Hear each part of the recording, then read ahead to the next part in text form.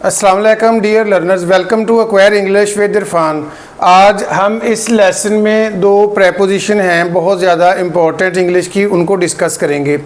और वो अक्सर जो है वो स्टूडेंट्स के लिए कन्फ्यूजन हो जाती है उसमें बहुत ज़्यादा। प्रेपोजिशन जो है वो है टू एंड फार। टू और फार जो प्रेपोजिशन है उसका हम डिफरेंस देखेंगे और उसका आज देखेंगे कि उन्हें कैसे इस्तेमाल करना है। सबसे पहले देखते हैं कि ये मैंने लिखा है रीज़न, पर्पस या मोटिव, यानी किसी काम करने का मकसद क्या होता है या उसकी वजह क्या होती है। तो सबसे पहले इस सेंटेंस को हम देखते हैं। I want to learn English to communicate. मैं बातचीत करने के लिए इंग्लिश सीखना चाहता हूँ। अब यहाँ पर जो है, यहाँ पर हमने देखना है कि इस काम करने का जो हमारा है वो मकसद क्या है, ठीक है, पर्पस क्या है हमारा। तो अब दो चीज़ों को आपने ज़हन में रख लेना है कि अगर पर्पस आ जाए यानी मकसद आ जाए काम करने का और वर्ब लगा हो, ठीक है, यानी नाउन नहीं होना चाहिए, वर्ब होना चाहिए, तो फिर हम क्या इस्तेमाल करेंगे, कौन सी प्रेपोजिशन इस्तेमाल करेंगे, टू इस्तेमाल करेंगे। अब देखें, I want to learn English to communicate. अब मैं इंग्लिश क्यों सीखना चाहता हूँ? बातचीत करने के लिए, अपनी बात दूसरों तक पहुँचाने के लिए। अब दोनों चीज़ें हैं, एक ये रीज़न या मकसद है हमारा और दूसरा ये वर्ब लगा है, तो यहाँ पर टू आएगा। इस केस में हम फार का इस्तेमाल नहीं करेंगे। नेक्स्ट एग्जांपल देखें, I want to learn English for communication. अब ये जो कम्युनिकेशन है, ठीक है, यहाँ पर कम्युनिकेट जो है ये वर्ब लगा है, अपनी बात दूसरों तक पहुंचाना या गुफ्तगू करना, और यहाँ पर कम्युनिकेशन जो है इसका मानी सिर्फ होगा गुफ्तगू या बातचीत। तो ये नाउन है यहाँ पर लगा। जब नाउन आ जाएगा तो फिर हम टू इस्तेमाल नहीं कर सकते, प्रेपोजिशन जो है फिर फार इस्तेमाल करेंगे, ठीक है, फार। अब नेक्स्ट देखते हैं सेंटेंस जो मैंने लिखा है। I need to go to gym to improve my health. मुझे अपनी सेहत को बेहतर बनाने के लिए जिम जाने की ज़रूरत है। तो अब हम देखते हैं कि इसमें 1 2 3 तीन दफ़ा जो है वो टू का यूसेज हुआ है, टू इस्तेमाल हुआ है। तो हम देखते हैं कि ये टू क्या है यहाँ पर। सबसे पहले हम इस पहले वाले टू को देखते हैं, आई नीड टू गो। अब ये जो गो है ये बेस फॉर्म या फर्स्ट फॉर्म लगी है वर्ब की, और हमें पता है कि बेस फॉर्म से पहले हम टू इस्तेमाल करते हैं। Here two is part of infinitive. ये जो टू है ये इन्फिनिटिव है या इन्फिनिटिव का हिस्सा है। टू गो फर्स्ट फॉर्म से पहले जो टू लगता है ये यहाँ पर प्रेपोजिशन नहीं बल्कि इन्फिनिटिव का काम कर रहा है। अब हम दूसरा देखते हैं, I need to go to gym. अब ये जो टू जिम है यहाँ पर मैंने लिखा हुआ है डेस्टिनेशन। किसी भी डायरेक्शन के लिए मैं कहता हूँ I am going to south, मैं साउथ की तरफ जा रहा हूँ। I am going to west, यानी किसी भी डायरेक्शन का इस्तेमाल करना है हमने कि किस साइड पे कोई जा रहा है, किस तरफ जा रहा है, या हमने बताना है कि कौन कहाँ जा रहा है। जैसे मैं कहता हूँ he is going to college, we are going to city, यानी जो हमारी डेस्टिनेशन है, डेस्टिनेशन के लिए टू इस्तेमाल होता है। अब यहाँ पर डेस्टिनेशन क्या है? जिम जाना चाहता है वो।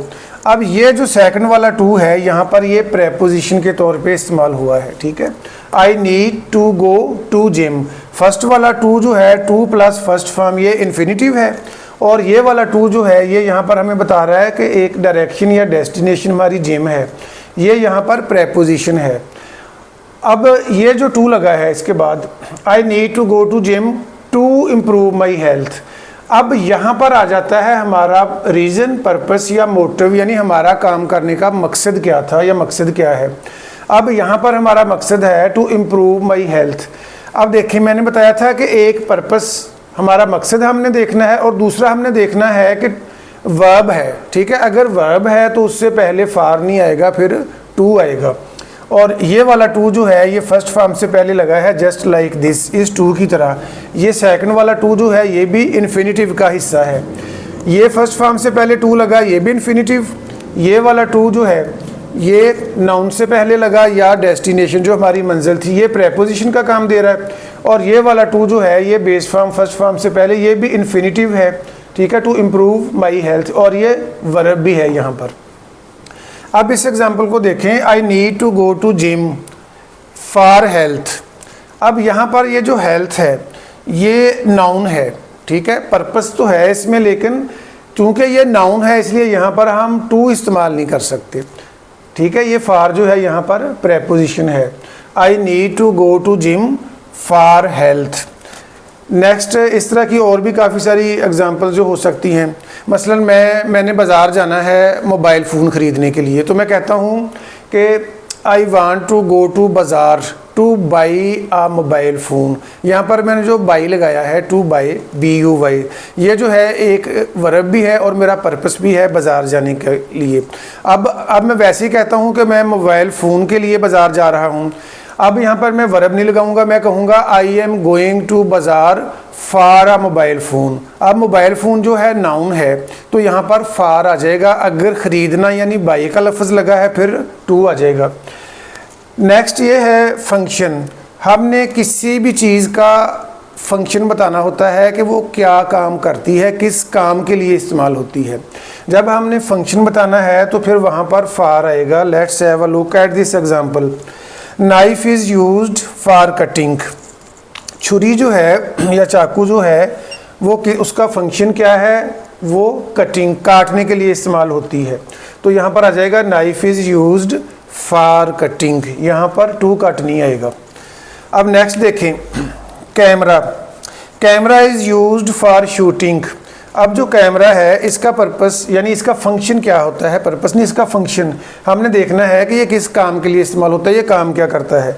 तो ये आ जाएगा camera is used for shooting, वो शूटिंग के लिए इस्तेमाल होता है। ये बहुत इंपॉर्टेंट चीज़ मैंने लिखी है एंड पे, ये एक सेंटेंस है। I invited my friends to party for lunch. अब इस एग्जाम्पल में जो अगर हम देखें तो यहाँ पर टू भी आया हुआ है और फार भी है। ये वाला टू यहाँ पर एज आ प्रेपोजिशन इस्तेमाल हुआ है और ये जो फार है यहाँ पर ये भी प्रेपोजिशन के तौर पे इस्तेमाल हुआ है। अब हम डिफरेंस देखते हैं कि यहाँ पर क्या है। अब देखिए, जो पार्टी है ये नाउन है, ये वर्ब नहीं है। अब यहाँ पर मैंने आपको बताया था कि अगर नाउन आ जाए तो फार होगा इस्तेमाल, लेकिन यहाँ पर नाउन है, ठीक है, पार्टी, लेकिन ये यहाँ पर टू का इस्तेमाल क्यों हुआ है ये मैं अभी आपको बता देता हूँ कि जब हमने किसी को इवेंट वगैरह पे बनाना है, जैसे बर्थडे पार्टी कह लें या कोई वेडिंग वगैरह, कोई भी फंक्शन है अगर इवेंट, तो उसके लिए हम टू इस्तेमाल करेंगे, बेशक वो नाउन है। मैंने अपने दोस्तों को पार्टी पर बुलाया। I invited my friends to party आएगा, ऑन पार्टी नहीं आएगा, यहाँ पर टू आ गया। अब यहाँ पर आ गया है पर्पस या मोटिव, किस मकसद के लिए बुलाया, ठीक है। अब चूंकि ये टू पहले लग चुका है तो दोबारा टू नहीं आएगा यहाँ पर, ठीक है। अब यहाँ पर लंच जो है ये नाउन है, ठीक है, तो मैंने आपको बताया था कि नाउन से पहले फार लगता है। अब किस पर्पस क्या है, मकसद क्या है हमारा, ये मोटिव लंच के लिए बुलाया है, तो यहाँ पर फार आ जाएगा इस नाउन से पहले। इस नाउन से पहले ये इवेंट या फंक्शन है, इससे पहले टू आ जाएगा। I invited my friends to party for lunch. अगर कहीं वर्ड आ जाए हार्मफुल, हार्मफुल आ जाए, डेंजरस आ जाए, यानी जिसके मानी हो ख़तरनाक या जानलेवा सेहत के लिए, तो वहाँ पर फिर हम टू लगाते हैं। Smoking is harmful to health आएगा, smoking is harmful for health नहीं आएगा। अगर कोई चीज़ जो है उसका हमें फ़ायदा पहुँचता है, वो हमारी हेल्थ के लिए, सेहत के लिए फ़ायदामंद है, तो फिर फार आएगा। Milk is beneficial for health आएगा, यहाँ पर ये ज़्यादा अप्रोप्रिएट है। Milk is beneficial for health जो है वो यहाँ पर नहीं आएगा।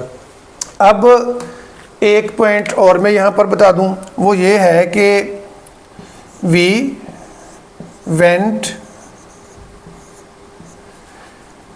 There for playing.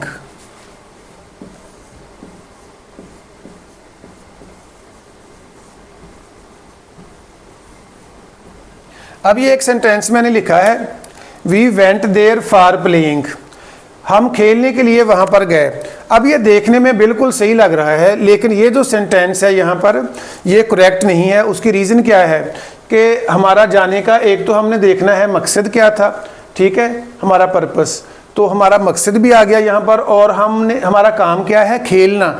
खेलना जो है वो एक वर्ब है, इसलिए फॉर प्लेइंग जो है वो गलत होगा, ठीक है, फार नहीं आएगा यहाँ पर।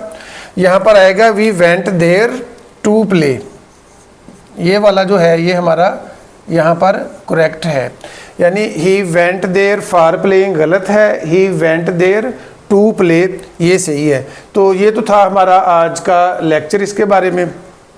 I hope that all of you have understood it quite easily. अगर इसके बारे में कोई क्वेश्चन हो तो आप कमेंट सेक्शन में पूछ सकते हैं। I will catch you up very soon, till then अल्लाह हाफिज़।